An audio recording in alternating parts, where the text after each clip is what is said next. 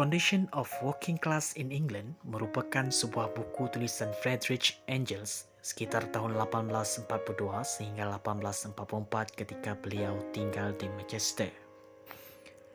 Friedrich Engels merupakan seorang anak sulung pengusaha tekstil berjaya di Jerman dan terlibat dalam penulisan radikal sejak usianya masih muda.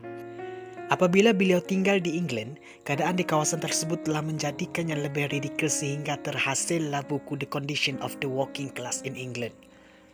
Buku tersebut merupakan pemerhatian dan kritikan terperinci beliau tentang kesan kerancakan revolusi perindustrian di England terhadap kehidupan kelas pekerja.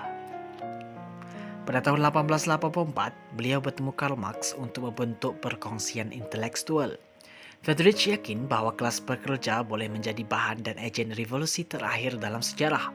Karl Marx yang membaca buku tulisannya sangat terkesan dan mengaguminya. Antara yang dikritik dalam buku tersebut ialah tentang kesan negatif revolusi perindustrian di mana telah mengakibatkan kematian yang banyak dalam kalangan pekerja. Di Manchester dan Liverpool misalnya, kematian akibat penyakit cacar, campak, demam merah, dan batuk rejan adalah 4 kali ganda daripada kematian biasa. Hal ini sama dengan kes kematian akibat sawan, yaitu mengalami peningkatan sebanyak 10 kali ganda.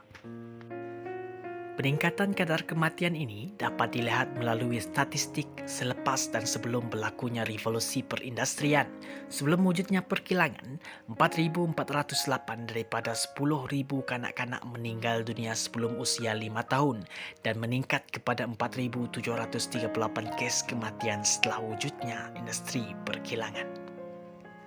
Hal yang sama terjadi kepada kes kematian orang dewasa di mana berlaku peningkatan kematian daripada 1,006 kepada 1,261 kematian. Puncanya ialah orang dewasa dan kanak-kanak dihantar ke kilang untuk bekerja sehingga mencecah 16 jam sehari. Malah dalam masa yang sama, menurut Pesuruhjaya Siasatan Kilang 1833, ramai masyarakat pada ketika itu mengalami kecacatan tulang belakang, kaki, sendi bengkak dan alasan ekoran bekerja terlalu lama. Tafsiran buku ini sangat berpengaruh di England menurut sejarawan British.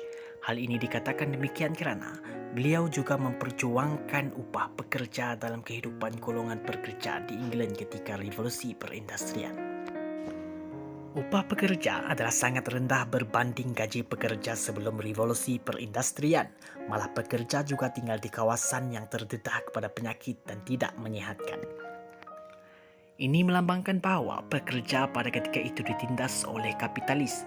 Kenyataan Friedrich Engels ini disokong oleh ramai sejarawan Marxis yang mengkaji revolusi industri pada abad ke-20.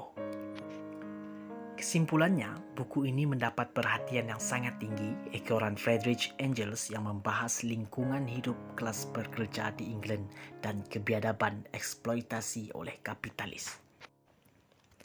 W.O. Henderson dan W.H. Colonel yang menulis edisi terbaru buku mengkritik bahawa buku tersebut merujuk kepada bukti yang tidak lengkap. Namun begitu, buku The Condition of the Working Class in England tersebut telah membuktikan reputasi baik Friedrich Engels dalam kalangan sosialis atau masyarakat.